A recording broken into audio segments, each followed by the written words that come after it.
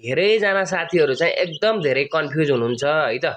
उहाँहरूले चाहिँ के सोच्नुहुन्छ भन्दाखेरि यो लोकल चल्ला बिक्री सुर्खेतमा चाहिँ चल्लाहरू चाहिँ पाउँछ, तर कस्तो टाइपको चल्ला हुँदो रहेछ त भन्ने चाहिँ उहाँहरू कन्फ्युजमा हुनुहुन्छ है त। ल मैले चाहिँ उहाँहरूको चाहिँ कन्फ्युज चाहिँ आज चाहिँ दूर गर्नको लागि चाहिँ मैले चाहिँ आज एउटा मसँग पाउने चल्लाहरूको क्वालिटीको बारेमा बताउँदैछु है त। ल सुरुमा छ मसँग चाहिँ देख्न सक्नुहुन्छ है त, यो दुईवटा चाहिँ घाँटी खुले हो है त, घाँटी खुले हो। यो चाहिँ आज त्यही 8-9 दिनको चल्ला भयो होला है त।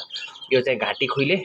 यसको चाहिँ मुख्य विशेषता भनेको चाहिँ यसको चाहिँ मासु चाहिँ एकदम धेरै पर्ने अनि तौल पनि एकदम धेरै राम्रो तौल आउने भएको कारणले गर्दाखेरि चाहिँ यो पनि लोकल अन्तर्गत एकदम धेरै चाहिँ माग हुने गर्दछ यो चल्लाको पनि है।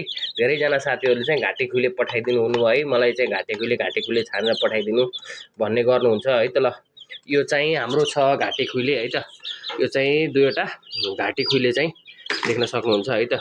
ल यो चाहिँ हाम्रो घाँटी खुले भयो है त। ल अर्को छ हाम्रो उल्टे है त, देख्न सक्नुहुन्छ। यो चाहिँ अलिकता हडबड गर्यो। ल यो चाहिँ उल्टे है, यो चाहिँ ट्याक्क तपाईँको रातो कलरमा उल्टो प्वाँख भएको है त। यसको चाहिँ प्वाँखहरू तपाईँको उल्टो हुन्छ है, यसको प्वाँखहरू जस्तो मैले यहीँ देखाइहालेँ। यो दुईवटा चाहिँ उल्टे भयो, यिनीहरूको चाहिँ प्वाँख चाहिँ उल्टो हुन्छ र यो चाहिँ तपाईँको धेरै जसो चाहिँ झारफुकको लागि परेको हुने र मासु पनि एकदम धेरै पर्ने हुन्छ है त। तर चाहिँ सबभन्दा धेरै चाहिँ यो झारफुकको लागि चाहिँ एकदम धेरै चाहिँ खोजिराख्नुहुन्छ है त। हाम्रोमा पनि एकदम धेरैजना आउनुहुन्छ झारफुकको लागि।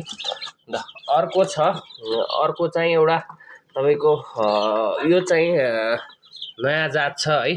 यो चाहिँ कस्तो हो भन्दाखेरि मैले पहिला एउटा भिडियो पनि हालेको थिएँ, उक्त भिडियोमा भनेको थिएँ मसँग चाहिँ यस्तो जातको कलेक्सन गरेर लिएर आएँ जो चाहिँ 1 केजी हुने बेलासम्म पनि भुत्लाहरू आउँदैन र वेट पनि एकदम धेरै राम्रो हुन्छ, खुट्टाहरू पनि अलि मोटो हुन्छ।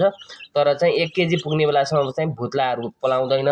जब 1 केजी पुगिसकेपछि चाहिँ भुत्लाहरू आउँछ भन्दा चाहिँ मैले एउटा चाहिँ भालेको भिडियो राखेको थिएँ है त। यो चाहिँ फाइनल्ली त्यही भालेको चल्लाहरू हो है त। ल यो चाहिँ एउटा उल्टेमा पनि आछ है। यो चाहिँ किन भन्दा त्यो भाले चाहिँ उल्टे माउमा क्रस भएर चाहिँ उल्टे पनि निस्किएको छ है त, त्यसैमा उल्टे। यसको चाहिँ तपाईँको लगभग 1 महिना भन्दा नि 1 केजी पुग्ने बेलासम्म यसको भुत्लाहरू चाहिँ पलाउँदैन है त। ल अर्को छ नयाँ है त। अर्को नयाँ छ हामीसँग, देख्न सक्नुहुन्छ है त। यो चाहिँ यो पनि एकदम तपाईँको दुर्लभ जात अन्तर्गतै छ है त। यसको पनि देख्न सक्नुहुन्छ खुट्टामा एकदम धेरै रौँ है।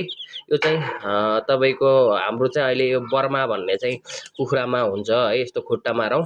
तर चाहिँ यो खुट्टामा रौँ भएको कुखुराहरू पनि लोप भइसक्यो है त। मैले यसलाई पनि संरक्षण गर्नुपर्छ भन्दै चाहिँ यो खुट्टामा रौँ भएको कुखुराहरू पनि कलेक्सन गरिरहेको छु है त। ल देख्न सक्नुहुन्छ यो दुईवटा है, यिनीहरूको चाहिँ खुट्टामा चाहिँ एकदम धेरै रौँहरू छ है त। ल यो जातको पनि छ है।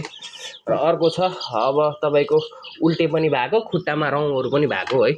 ल उल्टे पनि भएको, खुट्टामा रौँहरू पनि भएको यो छ है त। ल तपाईँहरूले चाहिँ देख्नुभयो है भिडियोमा, तर चाहिँ तपाईँहरू कन्फ्युज हुनुभयो लोकलमा पनि यति धेरै चाहिँ विशेषता हुँदो रहेछ भन्ने लाग्छ होला है। तर चाहिँ मैले चाहिँ यो धेरै लामो समयसम्म कलेक्सन गरेर चाहिँ यति धेरै चाहिँ लोकलमा चाहिँ गुण विशेषता भएको लोकलहरू मैले कलेक्सन गरेको छु। र अर्को मुख्य तपाईँको यिनीहरूको विशेषता भनेको यसले चाहिँ तपाईँको ठुलो भएपछि आफै कोरलेर बच्चा चाहिँ निकाल्छ है। आफै चाहिँ बच्चा निकाल्ने चाहिँ यसको मुख्य विशेषता भनेको यो लोकलले चाहिँ आफै पछि ओथार बस्ने र बच्चा पनि निकाल्ने हुन्छ। तर अहिले चाहिँ धेरै जस्तो मार्केटमा चाहिँ आएको लोकल कुखुराहरूले चाहिँ कोरलेर बच्चा चाहिँ निकाल्ने त्यस्तो चाहिँ छैन है त। ल धन्यवाद। कस्तो लाग्छ मेरो कलेक्सनहरू?